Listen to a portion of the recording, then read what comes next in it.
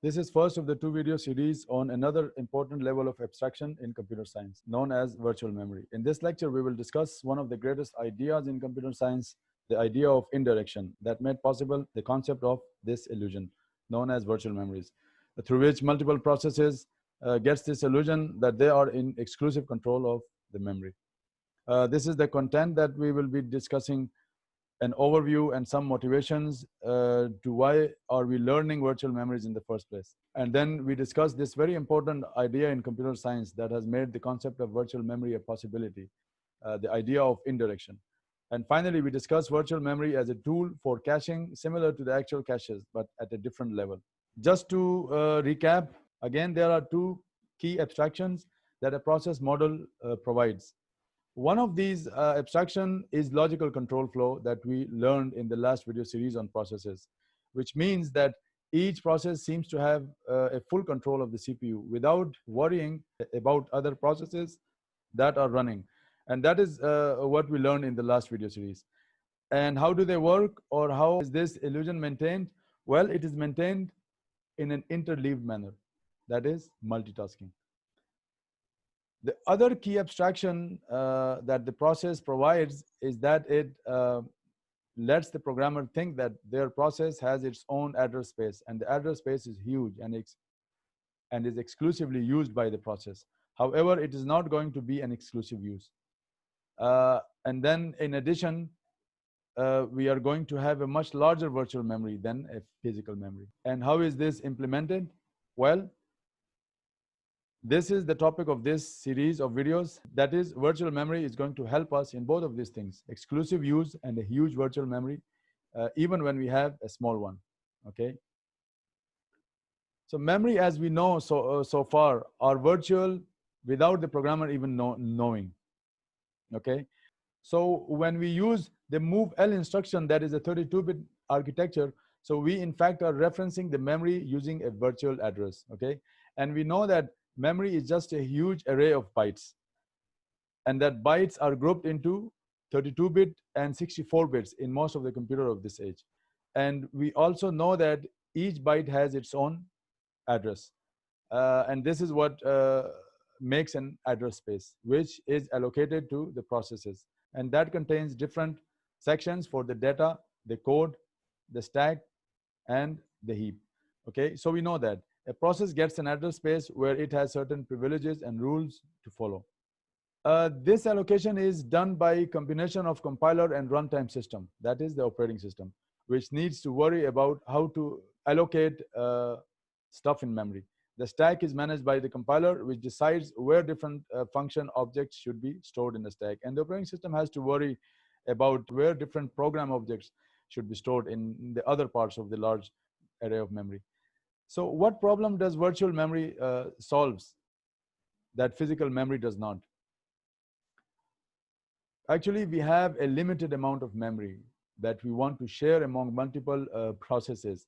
And we want to share it such that one process does not overstep into the address space of the other process, of other processes. And we also want to be able to share some code and data among these processes. So let's define our problem more elaborately. So the first problem is, how does everything fits? We have this huge address space, 64 bits address. We don't have computers with that much physical memory. The physical memory we have is this tiny amount compared to the address space of the left. And how do we fit all of this stuff that could be here on the left for our programs into this small little space? As we cannot fit it at the same time, we are going to decide what to put when, and that is one of the important things that virtual memory is going to do for us. Another aspect is that we have multiple processes, and each one of them thinking that they have the full space. Each one of them has a bunch of memory: stack, heap, program, and data. So what is going to go where in the physical memory? How are we going to fit it there? And how are we going to multiply so that when one process is running, its memory is available in the physical main memory? So we are going to want to protect one process from another, and that when one process has a portion of memory that it uses, we don't want to have another process write to that region of memory, because that would corrupt the data of the first process. And then there is a flip side of that. That is, we may want to share memory sometimes. For example, there is a chunk of memory that represents shared library of code. For example, printf and scanf routines that are commonly used by C programs. We don't want to have to put those in memory multiple times. So we get processes to be able to share those pieces, and especially if they are read-only, that are not writing new values to those locations. So this is an important aspect of sharing part of memory and making it more efficient for the small physical memory to handle more processes. So how can we solve these problems? Let's review the problems that virtual memory is trying to address here. Uh, First problem is we have to fit a huge memory address space into a smaller physical memory. Again, a physical memory does not have 18 exabyte of space. Usually it's just a few gigabytes. So how do we think about that? Then how do we manage the memory spaces for multiple processes to make the problem even harder? Now it's not just 18 exabyte, but it's 18 exabytes for each process. And then how do we protect processes from stepping on each other's memory? At the same time, we want to allow processes to share common parts of memory so that we can be more efficient with this little physical memory that we do have. So how would you go about solving all these problems? So how are we going to implement the virtual memory? There is a technique that has great importance in computer science that we will actually use for implementing this illusion of virtual memory. This technique is called indirection, and it is famously said that any problem in computer science can be solved by adding another level of indirection. It is an important technique for referring to objects in memory and how to point to them. So what do we mean pointing to an object? For example, if we have a name for something in a memory location, like a variable of a pointer type, I can have it point to something in memory, okay? And without indirection, I have a direct link that, namely, this variable stores a particular address that point directly to that memory location. And that works great. But what if we decide to move it somewhere else? Then we have a problem, right?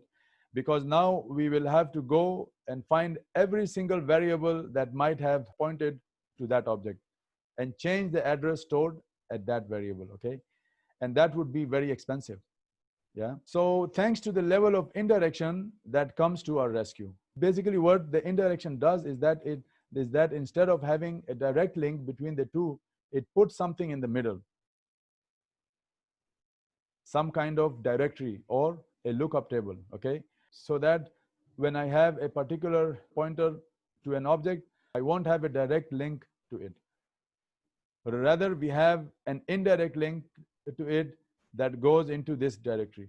And we will look it up in that directory and find the address of that thing that is mapped in that lookup table. And now that involves an extra step that I have to first go to this place in memory, find the directory lookup, from where we will get the address in memory.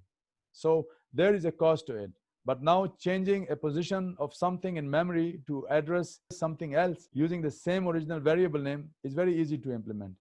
If we change anything that refers to another memory location, we can now just point to that because we know that we will find the new location in our lookup table easily, okay?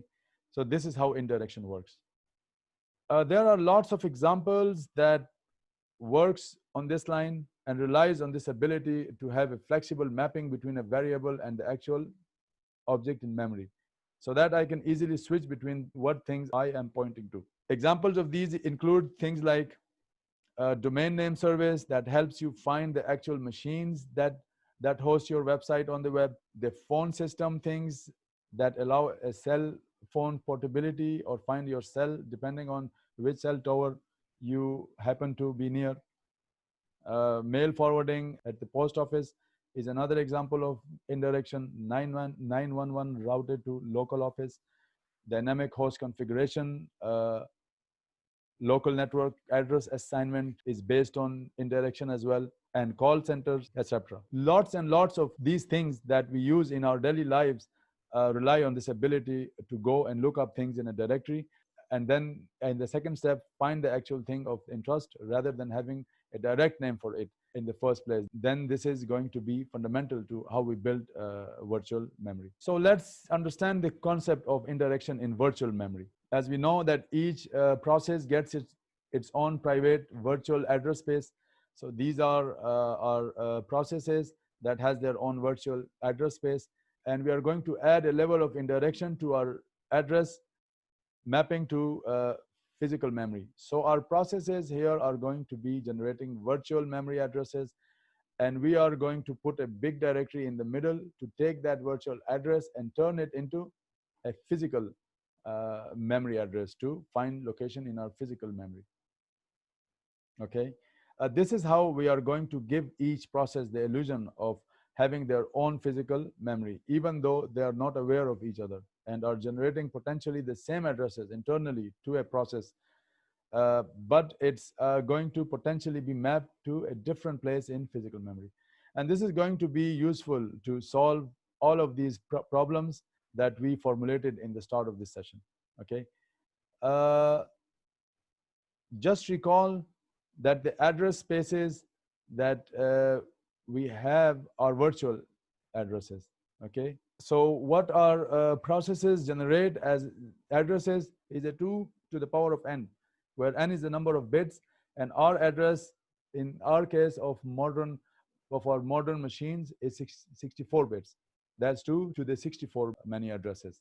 And then we have our physical address space, that is 2 to the m, and usually m is much smaller than n. So we might have a physical address space that is only really 32 bits or 38 bits, but not 64. 64 would actually be a huge space to implement in physical memory. This is our fast physical memory, okay, or the main memory. And this is the slower devices, the slower storage devices, like the disk drives, and it can be SSD or other faster technologies. Nevertheless, they are way, way slower than the physical memory. Okay, so we know that we have multiple processes that has their own address space, and not all would fit into our actual physical memory, which we know is much smaller, right? So the rest would have to be stored on disk drives, the hard disk or the solid state drive. Okay, so the important thing to understand is that many of these processes will not be in our fast physical memory. It's going to be on a slower device. Yeah. So when our processes are getting executed, some of our programs might need a memory that is stored on the disk, and we want to get it and bring it into our physical memory so we can access it there. We will look at this in detail in the coming slides. So a virtual address can be mapped to either physical memory or a disk drive. Our programs generate addresses through the CPU. This is our CPU, and our programs generate addresses through this CPU. So if we were just using physical addressing that we usually studied in our computer architecture and assembly classes, our CPU would generate a physical address that would go directly to the main memory, find that location in the main memory, and get the value, a 4-byte word if we are dealing with a 32-bit machine, get the value out of the memory to the CPU. Okay, this is the standard approach for very simple computer systems like embedded systems that usually is designed for a specialized purpose that runs only one program, like an elevator or a microwave oven. So these are applications where we know in advance how much memory will actually be needed. It is a single or few function device that runs on a single process, and is not going to get new processes loaded into it, or out of the memory, and therefore it does not have to worry about allocating memory. And in fact, in most of the cases, small embedded systems run only a single process, and it can have full use of that physical memory directly using a physical address.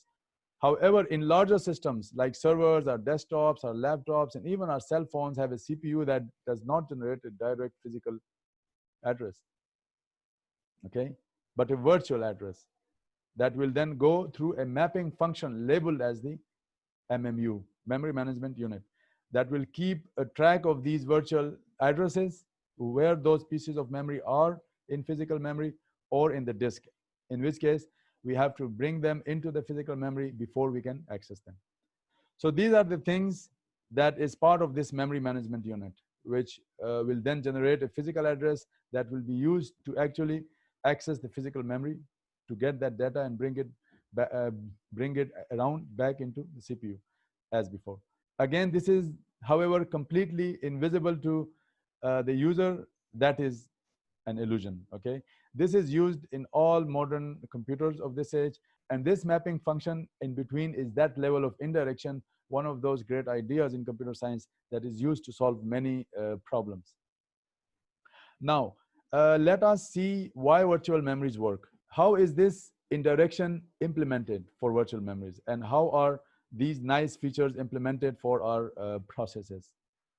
Since we have a limited RAM, how can we actually use this efficiently? So firstly, virtual memory is a tool that is used as a different kind of cache that is different than the actual cache that we know to improve program efficiency by orders of magnitude. Virtual memory is a different kind of cache memory between our RAM and the hard disk. It is used as a cache for some parts of virtual memory address. For virtual address space, the non-cached parts are stored on disk, and some are unallocated yet, the non-cached parts that are stored nowhere. Secondly, we only keep active areas of virtual address space in memory. This simplifies memory management for programmers, as every process gets the same full private linear space. Isolation of these address space is another important thing virtual memory allows us to do. One process cannot interfere with another's memory as they operate in different spaces. And the other important aspect is that these processes cannot access privileged information that can only be accessed in the kernel mode, meaning different sections of address space have different permissions. 18 exabytes contiguous bytes on our disk. That's a giant virtual memory array on disk. Then the physical memory, then the physical main memory can now be thought of as a cache for the giant array on disk. That's a much smaller amount of memory that we want the virtual memory to fit into.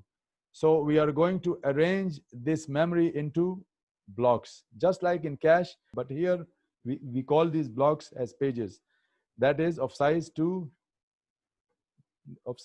to the p bytes. So this is a more graphical view of what we discussed on the previous slide. This is our giant virtual memory, which is a big array of 18 exabytes. We are not going to use them all. Many of the pieces of these virtual pages may be unallocated. In other words, space that could be addressed, but we don't have anything there and we don't really care about it. Other parts of it are going to be cached in the physical memory at a particular location. And that's the kind of mapping in our memory management unit that would decide how does a particular page get mapped into a physical page. That is virtual to physical page mapping. And you notice, of course, these pages could go anywhere in the physical memory. Where there is an empty space, the gray blocks are uncached, which indicates that we haven't either moved it into the physical memory because we don't have space or we don't need them yet. And again, the unallocated memory are spaces which haven't been allocated yet, okay? This is the levels of memory hierarchies in our modern machines of this age, okay? And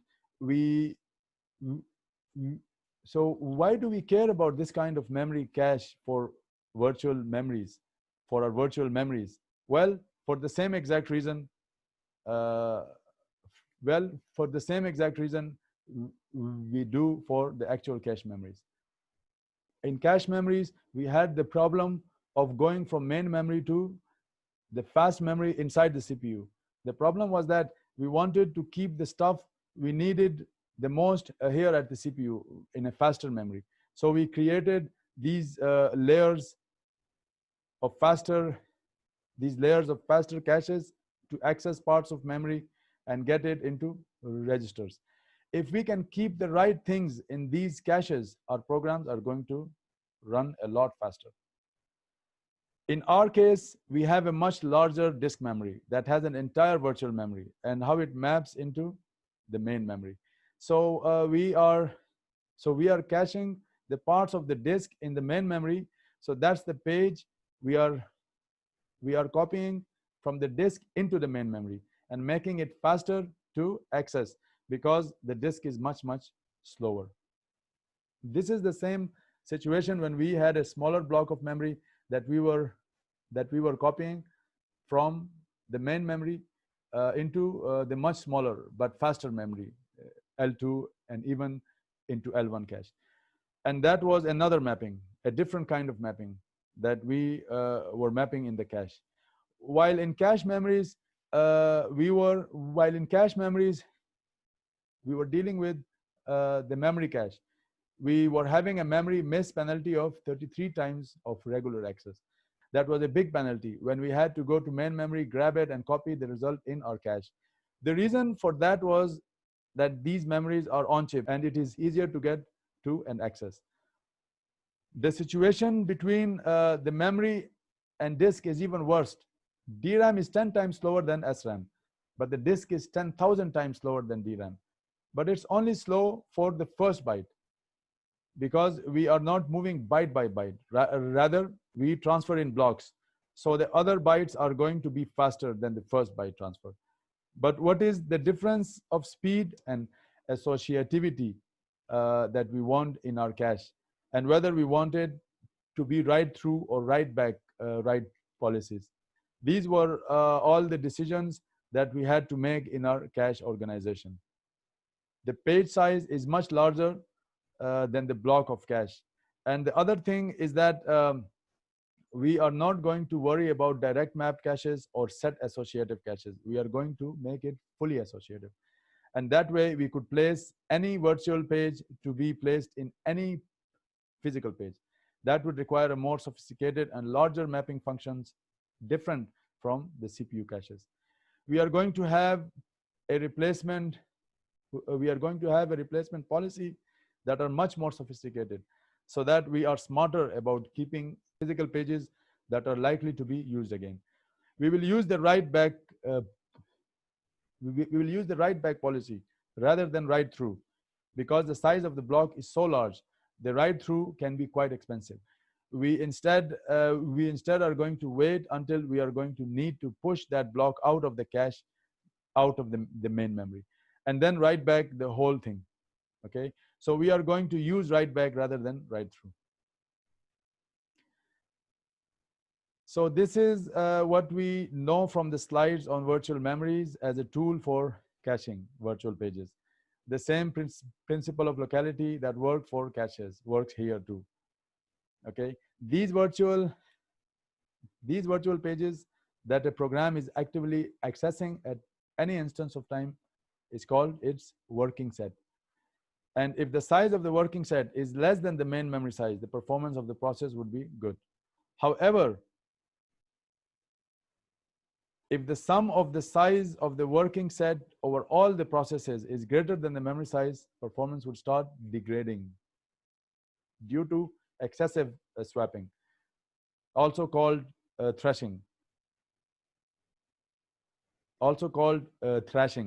Between the main memory and disk drives, meaning the operating system would have to service a lot of page faults leading to CPU waiting or paging, right? That is it for this session. We have discussed the important idea of indirection that plays a key role in computer science. We have talked about one of the key concepts that makes it possible for multiple processes to share the memory and give an illusion that each process is in hold of a giant array, all being exclusively used. In the next video, we will discuss in the light of virtual memories how exception handling code of the operating system handle page faults.